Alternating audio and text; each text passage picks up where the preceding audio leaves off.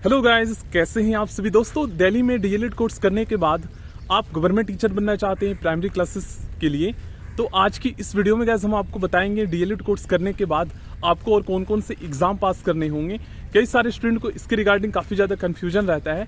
कुछ स्टूडेंट ये सोचते हैं कि हम डीएलएड कर लेंगे और सीटेट एग्जाम पास करते ही हम टीचर बन जाएंगे गवर्नमेंट स्कूल में, तो ऐसा नहीं है गाइस। देखो, आप डीएलएड कर लेते हो, सीटेट का पेपर 1 एग्जाम पास कर लेते हो, तो आप प्राइवेट स्कूल में तो टीचर बन सकते हो, लेकिन गवर्नमेंट टीचर बनने के लिए गवर्नमेंट स्कूल में प्राइमरी क्लासेस के लिए तो आपको दोस्तों एक और एग्जाम पास करना होगा।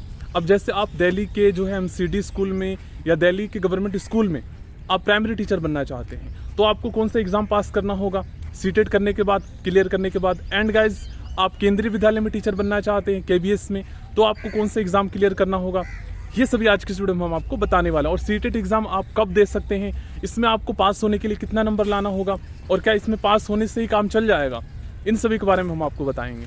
तो सबसे पहले तो गाइस देखो, आप प्राइमरी टीचर बनना चाहते हैं क्लास 1 to 5, तो ऐसे में आप डीएलएड कोर्स करने के बाद एलिजिबल हो जाते हैं। अब डीएलएड जो है ये 2 साल का कोर्स होता है। इस कोर्स को जब आप कर लेते हैं तो आप अगर सेकेंड ईयर में ही होते हैं ना, तो आप सीटेट का एग्जाम दे सकते हैं। सीटेट का ये जो एग्जाम है ये साल में 2 बार होता है, तो आप डीएलएड सेकेंड ईयर में जाते ही आप जो है इसका फॉर्म भर सकते हो, ठीक ना। ये जनवरी और जून जुलाई में फॉर्म आता है।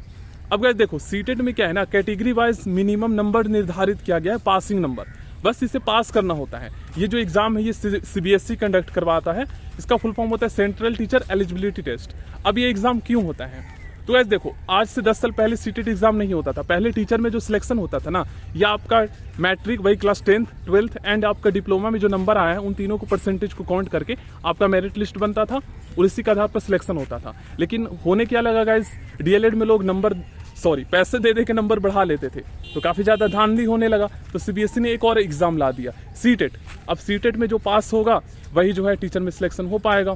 फिर उसके बाद गए सीटेट में भी काफी ज्यादा धांधली होने लगा, तो ऐसे में बहुत सारे लोगों ने मांग उठाया कि एक और एग्जाम लाया जाए। तो फिर हर स्टेट्स में अलग अलग एग्जाम ला दिया गया। जैसे बिहार में टीचर बनना चाहते हो तो सीटेट पास करके आप बीपीएससी टीचर के एग्जाम दे सकते हो।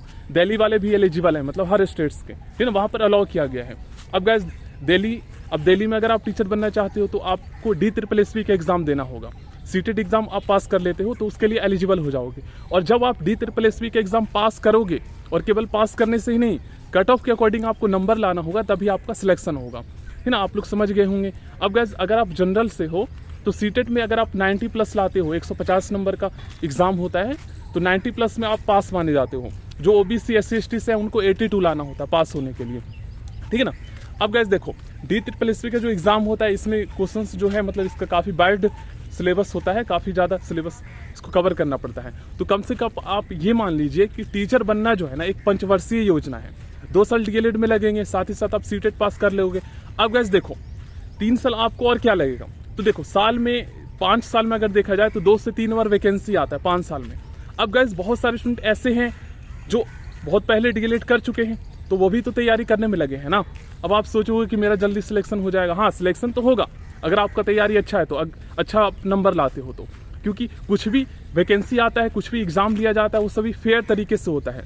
जैसे आपने एग्जाम में कट ऑफ गया 90+ पर, मान लीजिए जो है सिलेक्शन हुआ दिल्ली के गवर्नमेंट स्कूल में, तो अगर आप 90+ स्कोर करते हो तो आपके पास प्रूफ है ना कि आपने 90+ स्कोर किया है, बाकी बच्चे ने भी किया जिनका सिलेक्शन हुआ है। तो आप ये भी कह सकते हो, मांग कर सकते हो कि मेरा इतना आया, मेरा क्यों नहीं सिलेक्शन हुआ। तो सारा रीजन होता है, ऐसा नहीं है कि आपका नहीं होगा सिलेक्शन, तैयारी के ऊपर डिपेंड करता है।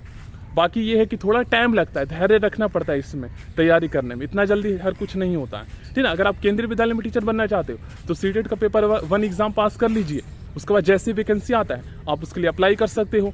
एग्जाम होता है, एग्जाम में अच्छे नंबर आए, कट ऑफ के अकॉर्डिंग आपका सिलेक्शन हो जाएगा। तो ये है प्रोसेस, डीएलएड, सीटेट का पेपर 1 और उसके बाद आपका वैकेंसी की तैयारी और उसके बाद सिलेक्शन।